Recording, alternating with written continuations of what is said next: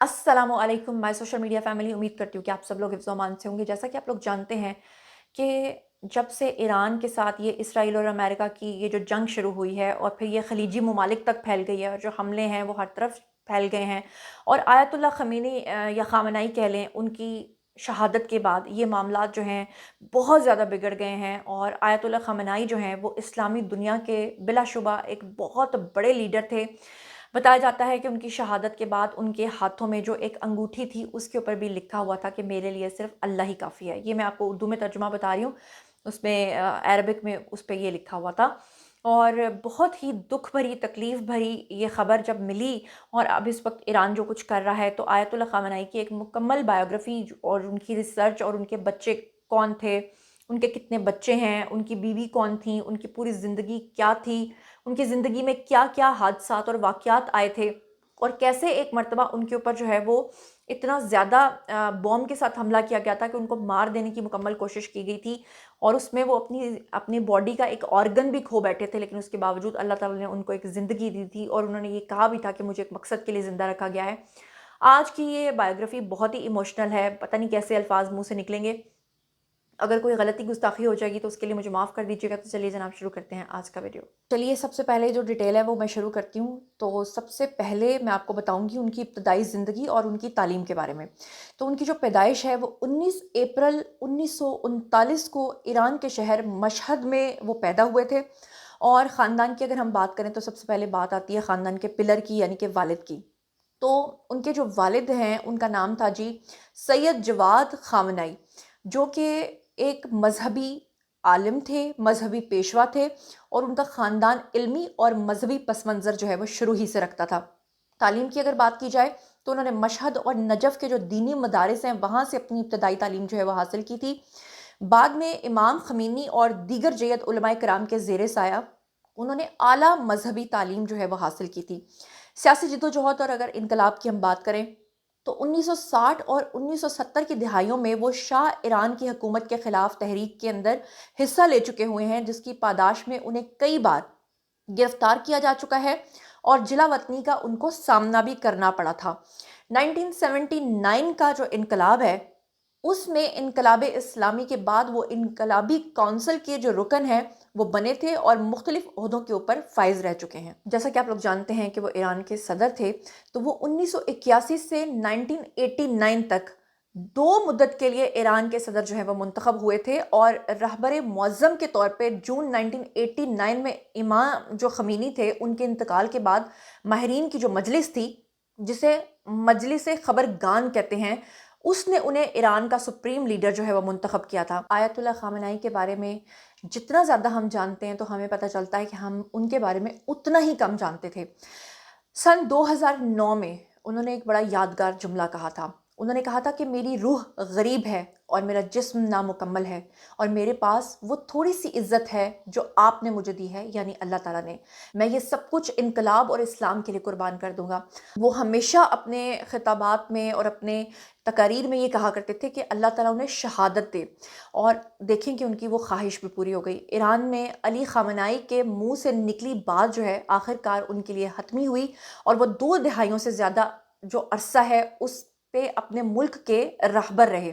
बाहर की दुनिया जो है वो उनके बारे में सिर्फ 2 बातें जानती है। एक तो ये कि उनका नाम उनके पेशरो आयतुल्लाह ख़मीनी जैसा था और दूसरा ये कि वो एक ऐसे शख्स के साये में जी रहे थे जो दर्जे में उनसे कम है, लेकिन सदर महमूद अहमदी निजाद जो हैं, हम अक्सर अली ख़ामनेई को अमेरिका के ख़िलाफ़ खुतबे देखते रहते थे और वो एक वाहिद ऐसे शख्स थे जो अमेरिका और इसराइल की आंखों में आंखें डाल के बात किया करते थे। वो स्याह पगड़ी और सफ़ेद दाढ़ी और इतने पुरनूर चेहरे के साथ एक ऐसी शख्सियत लगते थे जिस तक किसी की रसाई मुमकिन नहीं। बहुत कम लोग जानते थे कि आयतुल्लाह ख़ामनेई जो हैं वो जितने असूल पसंद नज़र आते थे, उनके जो शौक़ थे वो इतने नरम मिजाज और इतने खूबसूरत शौक़ थे, जिसमें एक उनको शौक़ था जी बाग़बानी का। फूलों से, पौधों से उनकी बेतहाशा मोहब्बत थी। और दूसरा उनकी शख्सियत का एक बड़ा खूबसूरत पहलू ये था कि वो शायरी को बहुत ज़्यादा पसंद करते थे।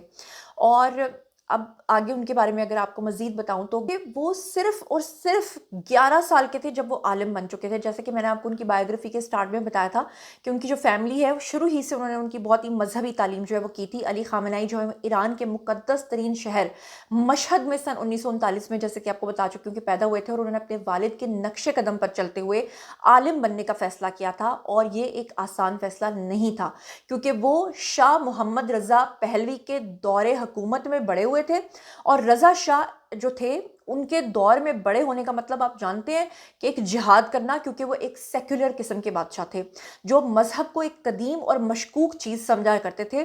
اور ان کے دور حکومت میں اس طرح سے فیصلہ لینا کہ وہ ایک عالم کے طور پہ سامنے آئیں گے اور وہ مذہب کو لے کر ساتھ چلیں گے. آیت اللہ خامنہئی کی سوانح عمری لکھنے والے جو شخص ہیں جن کا نام ہے جی مہدی خلجی, ان کا کہنا یہ ہے کہ خامنہئی بہت کم عمری کے اندر یعنی کہ صرف 11 برس کی عمر میں ہی عالم بن گئے تھے.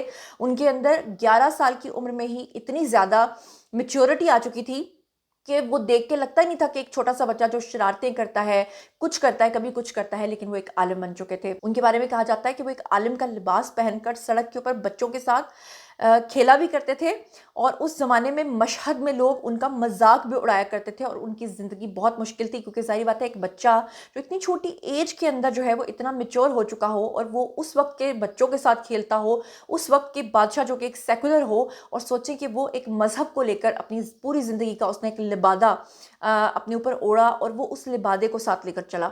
علی خامنہئی جو ہے, اب ان کی ازدواجی زندگی کے بارے میں بات کرتے ہیں تو آپ کو بتاؤں کہ انہوں نے جب شادی کی تو ان کے ہاں 6 بچے پیدا ہوئے. اچھا, اس کے علاوہ آپ کو بتاؤں کہ ان کے جو بھتیجے ہیں جن کا نام تھا جی محمود مراد خانی, جو پیرس میں جلا وطنی کی زندگی گزار رہے ہیں اور اپنے چچا کو ایک ایسے خاموش آدمی کے طور پہ وہ یاد کرتے رہے جو شاعری سے محبت کرتا تھا. مراد خانی جو ہیں انہوں نے ان کے بارے میں بتایا تھا کہ وہ ایک بہت اچھے اور ملنسار شخص تھے. تاہم دلچسپ بات یہ تھی کہ انہوں نے کہا کہ میری یادوں میں اس کے علاوہ کچھ زیادہ خاص یادیں جو ہے وہ نہیں ہیں, وہ کسی بھی طرح سے ابھر کر سامنے آنے والی نہیں ہیں. وہ ایک عام آدمی تھے, مثال کے طور پہ مشہد کے رہنے والے سبھی لوگوں کے اندر جو ہے وہ شاعرانہ رجحانات جو ہیں وہ ہوا کرتے ہیں.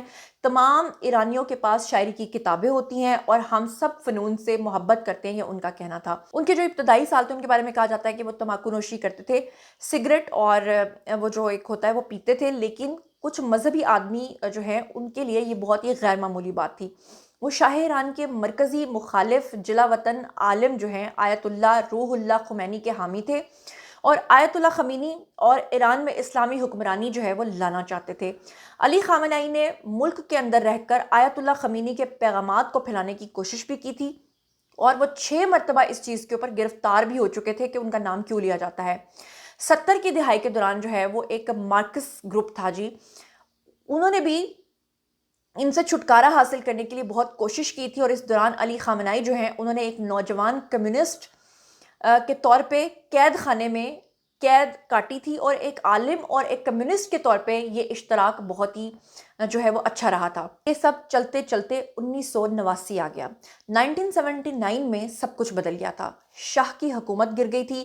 آیت اللہ خمینی نے پیرس سے آ کر اسلامی جمہوریہ ایران کی بنیاد رکھی تھی, اور ایران میں علماء کی حکومت آ گئی تھی, اور علی خامنہئی جو ہیں ان میں سے وہ ایک تھے جو سب سے بڑھ چڑھ کر آگے آئے تھے. 40 سالہ اس وقت علی خامنہئی جو ہیں ان کے قریبی حلقے میں وہ شامل ہو چکے تھے, اور انہیں تہران میں جمعے کی نماز کی امامت جو ہے وہ سونپ دی گئی تھی.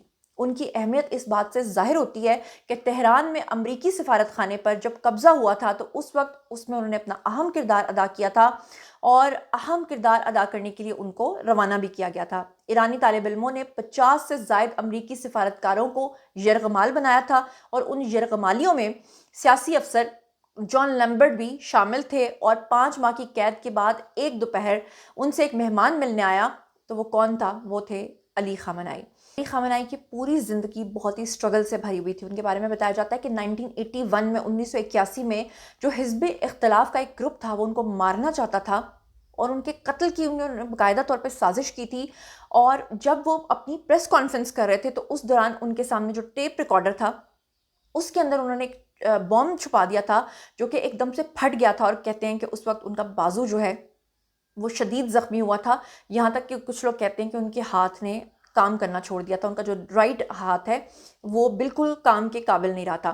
علی خامنہئی نے بعد میں تہران میں ناظرین کو یہ بتایا تھا کہ میں حملے کے بعد بہت بری حالت میں تھا، کیونکہ کسی نے سوچا بھی نہیں تھا کہ میں زندہ بچ جاؤں گا۔